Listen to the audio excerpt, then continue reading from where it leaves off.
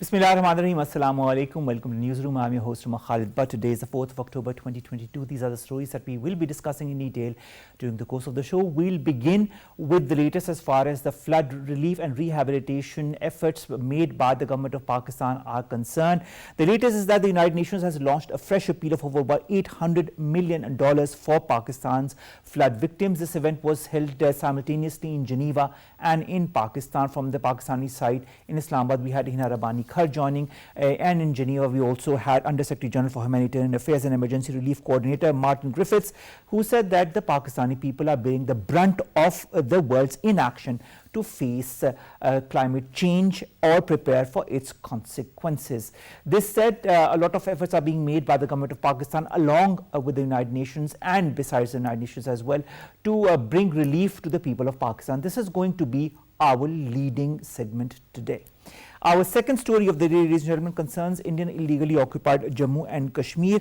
And tomorrow, a complete shutdown is going to be observed across the Held Valley against the Hindutva-inspired Indian Home Minister Amit Shah's visit to the territory. Amit Shah is visiting the Indian Held Valley tomorrow. At the same time, there's a whole assault as far as the Kashmiri culture is concerned by India, trying to assimilate the Kashmiri culture into its own. And there is a lot of determination from the Kashmiri side not to let that happen. This is going to be also part of our second segment. Then we are going to discuss Pakistani soldier who has been killed in Congo as part of a United Nations peacekeeping mission. This is another spate of incident, a sad incident that has happened as far as this Pakistani peacekeeper is concerned, who was martyred in Congo. Havaldar Babar Siddiq, who was stationed at the gate in Congo, was martyred as a result of an activity that happened, a violent activity that happened there. And of course, there has been a lot of condemnation and condolences from across the world for Havaldar Babar. And finally, we are going to talk about Palestine. In Palestine, Israeli forces have shot down 2 Palestinians in the occupied West Bank. And this is a continued spate of such incidents that has been happening for quite some time since the last few years. But we need to highlight that because we also need to make the world understand what Israel is up to and what the Palestinians are also bearing the brunt of. This is going to be our last story. Let's begin with our first segment, and that concerns the relief and rehabilitation efforts by the government. Now, the United Nations with the government of Pakistan have launched a fresh appeal of over $800 million for Pakistan's flood victims. This was held simultaneously, the event was held simultaneously in Geneva and in Pakistan. And Pakistan is trying its utmost to help those 33 million people who are in need, with Pakistan submerged, 1/3, in fact, of Pakistan submerged underwater. More in the following report. The unprecedented floods in Pakistan pose myriad daunting challenges as flood waters recede. An accurate damage assessment is underway. Agricultural land inundated by flooding is set to have long-term humanitarian and economic impacts upon Pakistan as billions of dollars worth of rice, sugar and wheat have already been lost. A latest UN report estimates that a situation is expected to exacerbate food insecurity in the flood-hit provinces. Prior to flood-induced disaster, the World Health Organization estimated that 16% of the population was living in moderate or severe food insecurity. The United Nations Humanitarian Agency is warning that about 5.7 million Pakistani flood survivors will face a serious food crisis in the next 3 months as the death toll from the deluge rose. Pakistan's National Disaster Management Authority reported that floods fueled by abnormally heavy monsoon rains have killed 1,695 people, affected 33 million, damaged more than 2 million homes and displaced hundreds of thousands now living in tents or makeshift homes. In order to expedite relief and rehabilitation of flood victims, Pakistan Floods Response Plan was launched on August 30th, appealing for $160.3 million to cover the most urgent needs of 5.2 million people in need. Ahmed Rafay Alam, who's a leading environmental lawyer, joins us online. Rafay, thank you very much to have joined us. It's always a pleasure to talk to you about the latest updates as far as the flood and the effects of flood in Pakistan are concerned. Ahmed, this 800 million appeal that has been launched collectively by the United Nations and Pakistan in Geneva and in Pakistan, will that have some kind of effect of those countries who have not yet contributed or helped Pakistan? Well, first of all, I want to say Assalamu alaikum and thank you, Omar, and your producers for prioritizing the climate issue by making this your lead story for tonight's news segment. I really think the media needs to focus and continue to focus on the impacts of the climate crisis in Pakistan. Pakistan's global climate appeal that the UN is supporting is now raising close to $800 million, much larger than what had originally been estimated, but also because the damage was much more or is much more than was anticipated. However, I do appreciate the world coming together in this way. I think the funds are desperately needed by the people of Pakistan. However, I want to point out that payments like this must stop being.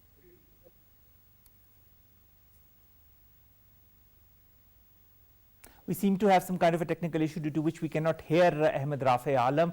Rafay, I hope you can rectify the little issue that is coming as far as the audio is concerned, because we could watch you perfectly well. Now, as far as this appeal is concerned, until we get hold of Rafay again, as far as this 800 million plus appeal that has been made by the United Nations and Pakistan to help the flood victims who are in need is concerned, it's a very important step and the right step, because Pakistan at this moment, as things stand, needs around 30 billion US dollars for relief, rehabilitation and helping all those people who are in need. Rafay, can you hear us properly now? Yes, Umar, thank you, I can. All right, well, you were saying. Gee, I was talking about how this money that the United Nations appeal has raised, although is appreciated and is much needed for the relief efforts that have to be undertaken. Although this 800 million is nothing compared to the reconstruction money that's needed, which I believe now is close to $40 billion. However, I want to make a point that payments like this should stop be seen as being made by the international community as a matter of their generosity, and must now be seen as a matter of right, not just by the people of Pakistan, but by the people who occupy the global south, who are more devastated by the climate crisis than the resilient societies and countries of the global north. This is by right now that reparations are due because of To stop you right there, Rafay. You talked about the understanding by the world as far as this needs to be less of a generosity offer, and the whole aspect of generosity should be put aside. In fact, this is a result of what a lot of countries have been doing as far as carbon emission is concerned. But here is my question: does the world realize what it is doing, what it has done, what is happening in Pakistan, what is also happening in Philippines as far as typhoons are concerned, and other countries that are going to follow suit? Look, as we speak, the world is on average 1.2 degrees centigrade warmer than industrial levels, and we're already beginning to see incredible devastation of the climate crisis. The floods in Pakistan are case in point.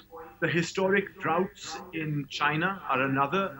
The fact that there are 3 million people in Florida, a state in the United States that does not have electricity on account of Hurricane Ian, are all evidences that the climate crisis is gripping the world. Now, places in Pakistan, less developed countries, must receive payments from rich countries as a matter of right.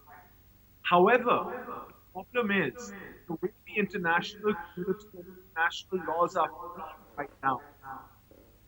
Poor countries can receive loss and damage funding, which is funding beyond which any reasonable adaptation can consider.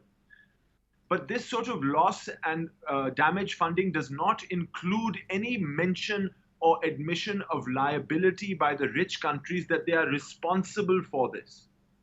And so I think moving forward into next month or this month's conference of parties that's going to be held in Sharm el Sheikh under the United Nations, where Pakistan is chairing the G77 group of countries negotiating this particular agreement, that Pakistan can use its position as a G77 lead and then leverage with the 25 most vulnerable countries to change the text of international law so people and countries in the global south can get what they deserve, which is a reasonable amount of compensation for the immense amounts of destruction being unleashed on them as a result of the climate crisis. All right, now Rafay, there's another issue along with the help for the people of Pakistan, the 33 million plus people who are in dire straits and need all the help possible. Pakistan is also going towards a financial emergency that our government might not be alone able to handle. We'll be discussing that in detail later. Thank you very much, Rafay, to have joined us. We'll be back after a short break. Stay tuned.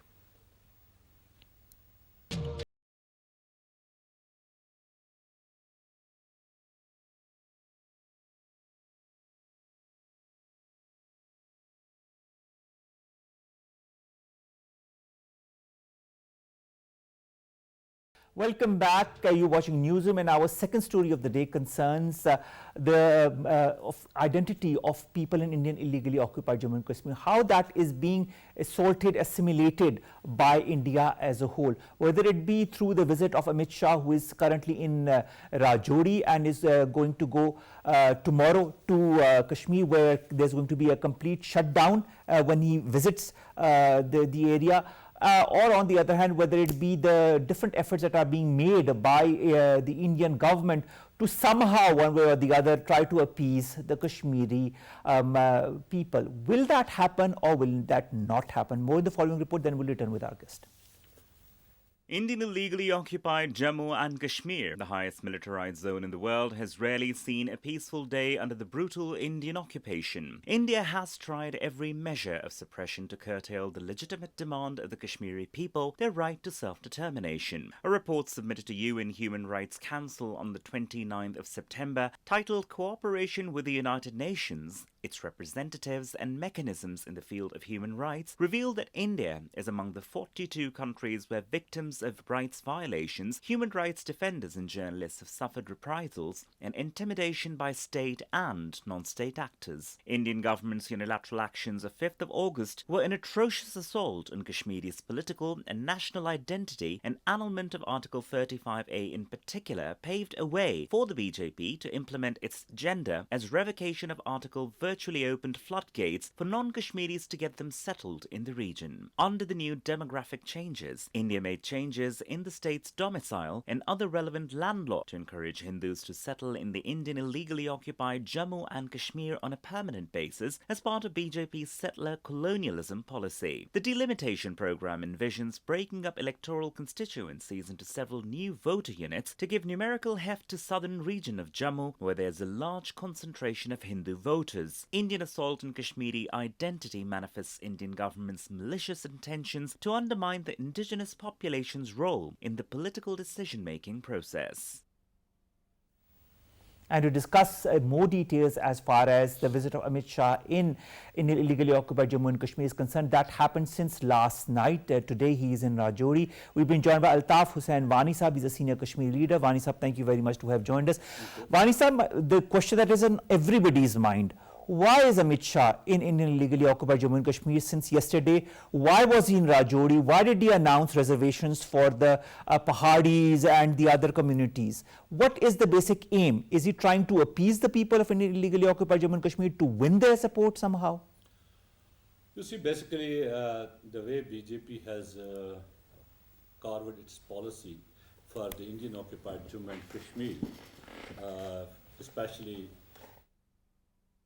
onwards, and more importantly from 5th August to onwards, the way they abrogated Article 370 and 35A at that time, they came with a slogan that it will pave the way for development in Indian occupied Jammu and Kashmir. This was their slogan to mislead the international community as well as the people in India at large. This was their main thing. And we know the motive behind all this was to create a settler colonialism in Indian occupied Kashmir, to change the demography of Indian occupied Kashmir, to make it a Hindu majority area in order so that they can implement their Hindutva agenda very easily.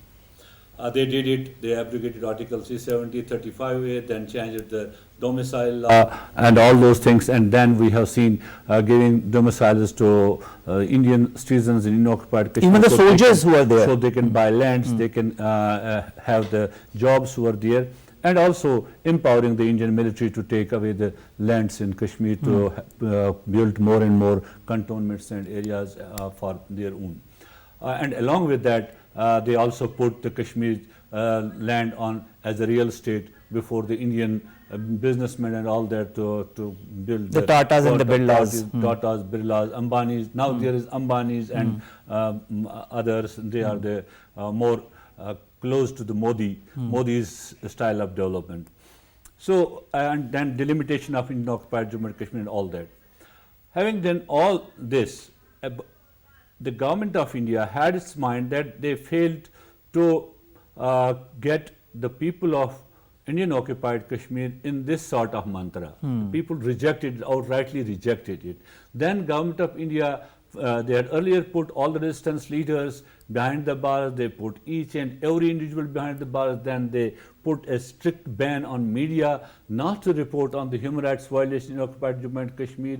They had the cultural aggression in Kashmir in different ways. They tried to Indianize Kashmir, but they saw the response from the people of Indian occupied Kashmir was very minimal to that. People did not respond to all these tactics which India employed there. Then also the Indian government has also planned to make more and more temples in Kashmir. Around over 50,000 temples they are going to build in Kashmir, where there were only 420 temples in Kashmir. So this was an assault on the identity of Kashmiris, their cultural identity, their language, and of course their political identity, especially the Muslims of Kashmir, their political identity should vanish. Now, why is Ahmed Shah here this time?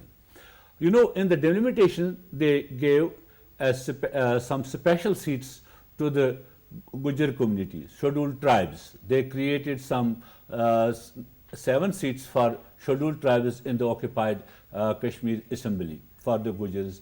Then Pahadis, they set a trap for the Pahadis, also party leadership, that they agitated for it and all that. Now, the main motive is that he has come there and he has to promise that he will give the scheduled tribe status to the Pahadis, because before that Pahadis and Gujaris were put against each other. All right. This is a divide and rule. On one hand, put the people of Kashmir against the people of Jammu, put the Hindus against Muslims, now put Pahadis against Gujaris, because Gujaris say that we are the scheduled tribes, Pahadis cannot be the scheduled tribes, they are already. And in Kashmir Valley, putting Kashmiri speaking people against the non-Kashmiri speaking people and creating different rifts. You have seen, most importantly, when they tried to create a religious rift in Kashmir in last months, some of the way they created that atmosphere, then the religious leaders of Kashmir at large rejected Indian that way of doing, and then all those religious leaders of different faiths, of different sects, they were put behind the bars under Public Safety Act, under UPA. They are threat to the peace and security in Kashmir. Because they had no other option. No, they had no. They were put behind the bars. Now, what India wants to do? They will come. He will they'll say that we are going to build a hospital, we are going to construct roads, we are going to this. This is all for your benefit. Development is good. Everybody wants development, but development should be with the convenience of the local population. At which expense is this development happening? At the local population, if local population sees the benefits in their development, then it is good. But when a foreigner, an alien comes to your land and he says, I am going to develop, it means it is occupation. He is going to submit his occupation.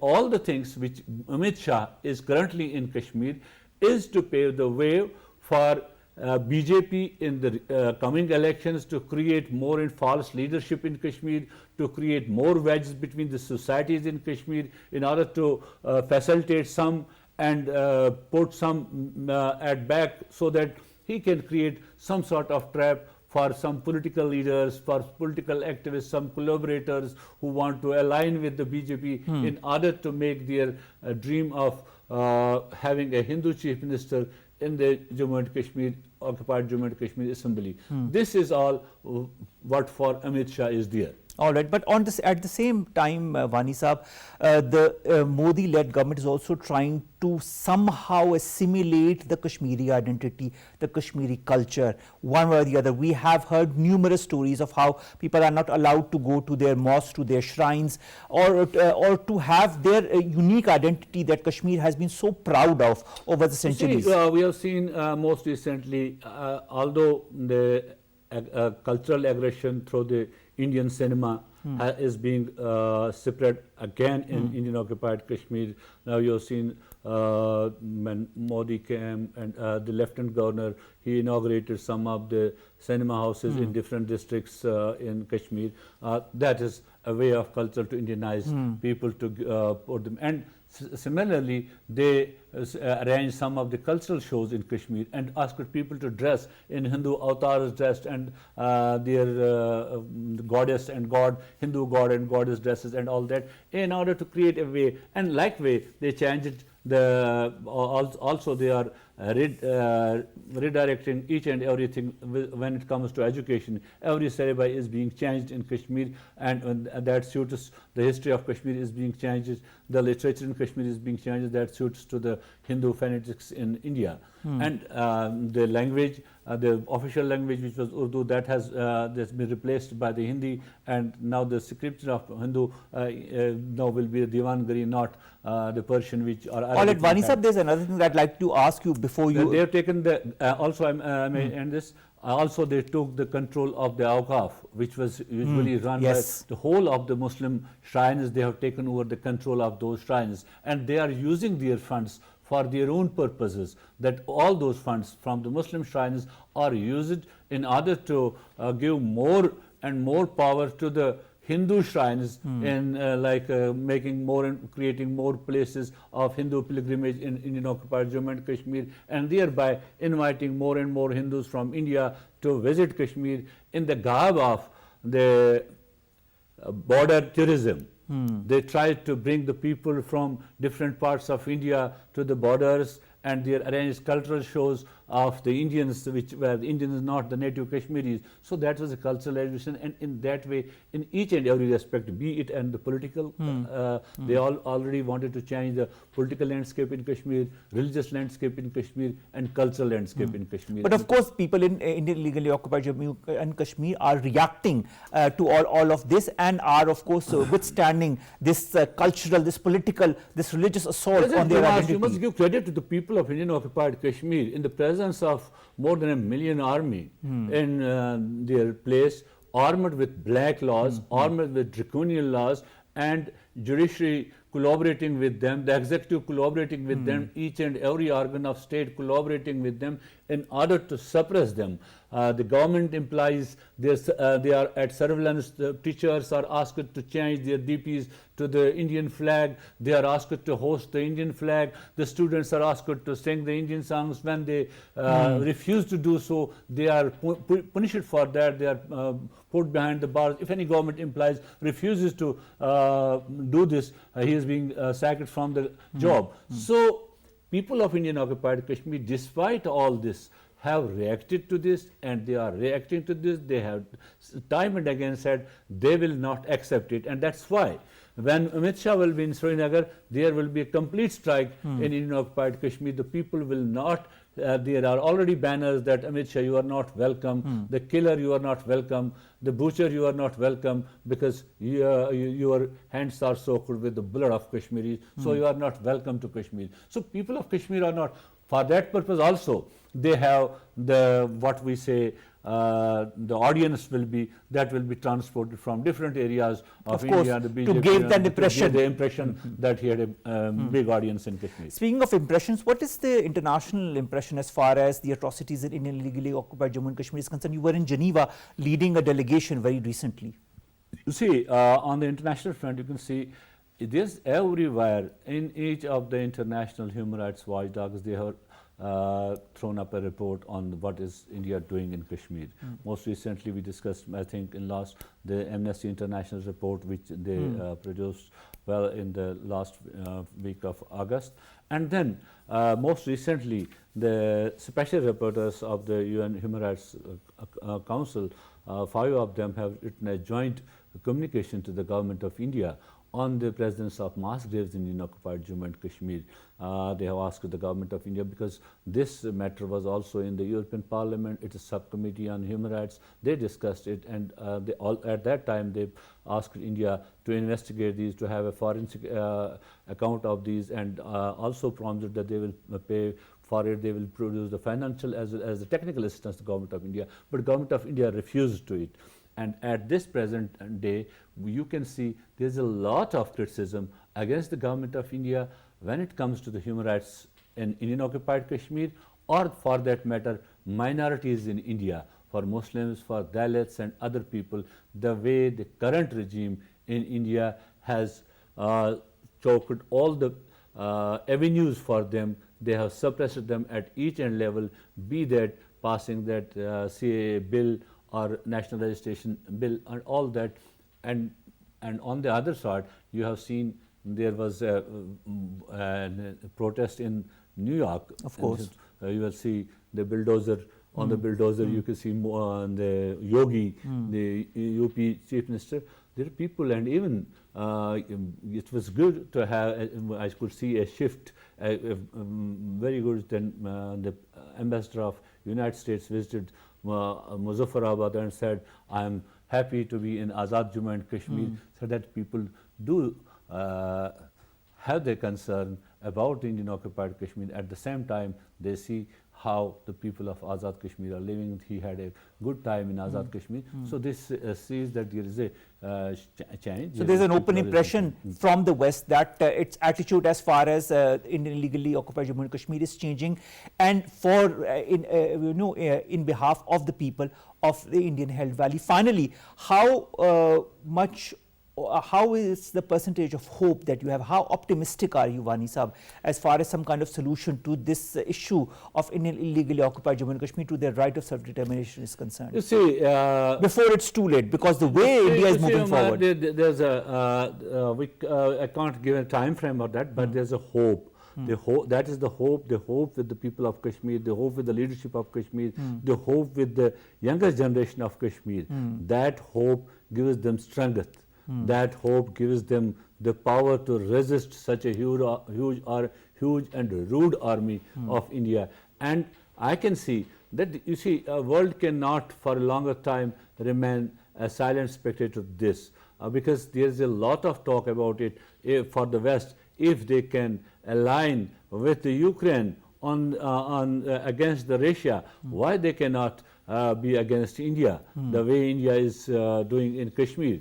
So there is a criticism in West from the civil society within the West also for India, that for their governments also, that their government should act against the India the same way they acted against the Russia when it came to the Ukraine crisis. And most recently, I could see a lot of civil society workers talking about, then if there is a resolution against Sri Lanka, why not against India? Because India is the worst violator of human rights violations in Kashmir. If there is a resolutions against China, why not against India? Because China is against the China, West is using human rights as a tool, while as India is given a free hand, to do whatever they are doing in Kashmir and with the minority and Dalits in India. That is so true. Wani Sahab, thank you very much to have been with us. And ladies and gentlemen, this is what we have. Hope is what we have. Hope is what the people of illegally occupied Jammu and Kashmir have. A hope for their right to self-determination. A hope that they can decide their fate themselves without the intervention, culture, political or religious, by the Indian Modi-led government. Let's come to our last two stories, ladies and gentlemen, very quickly. The first is of a Pakistani soldier who was martyred, who was part of the United Nations peacekeeping mission. He embraced martyrdom in Congo. This was, of course, released by the ISPR very recently. He said 6 armed assailants from an armed group approached a permanent operation base, who opened fire, and during the ensuing gun battle, Havaldar Babur Siddiq, who was stationed at the gate, was shot and embraced martyrdom. The martyred soldier was a resident of Shakkargarh. 171 peacekeepers, as far as that report is concerned, have laid down their lives during various United Nations missions across the world. Pakistan is also the largest military contributor to MONUSCO, the United Nations Stabilization Mission in the Democratic Republic of Congo, with 1,974 personnel. Our deepest condolences to the family of Havaldar Babar Siddiq. Finally, we'll take you to Palestine, and we have to highlight, just like we highlight what happens in illegally occupied Jammu and Kashmir, also what happens in Palestine. Israeli forces have shot dead 2 Palestinian men during a raid in the town of Ramallah in the central occupied West Bank. Another person was injured. Wafa, the Palestinian news agency, identified them as 18-year-old Basil Qasim Basboos and 21-year-old Khalid Fadi Ambar. Now, Israel has been carrying out daily raids in the occupied West Bank, and we are seeing the results of that in the form of all kinds of barbarities that they are perpetrating on the people. And there's such a lot of similarity between what is happening in Palestine and what is happening in illegally occupied Jammu and Kashmir. The world needs to really rethink their strategy, its strategy, as far as these two huge humanitarian issues are concerned. These are issues that need to have the world's attention. When they can have all the attention as far as Ukraine is concerned over the Ukraine and Russia crisis, they also need to have all the attention when it comes to India and in illegally occupied Jammu and Kashmir and Israel and Palestine. I understand that there are a lot of how should I say, friendly relations between India and the West, or Israel and the West. But those friendships put aside, there needs to be a consensus also to highlight the human rights abuses which are being perpetrated by these two forces. And this is what needs to take place, so that the world can be a place that is a better how should I say, a better avenue to live in, where our children, our future generations can finally heave a sigh of relief and live in an area where people are given their due rights. And I'm talking in specific regards to people in illegally occupied Jammu and Kashmir and occupied Palestine. With that, we come to an end of today's newsroom. We'll see you inshallah tomorrow with news stories and segments that pertain to us, you in Pakistan. Stay safe and of course help the people who are battling with the different issues after the floods in whichever way you can. Allah Hafiz.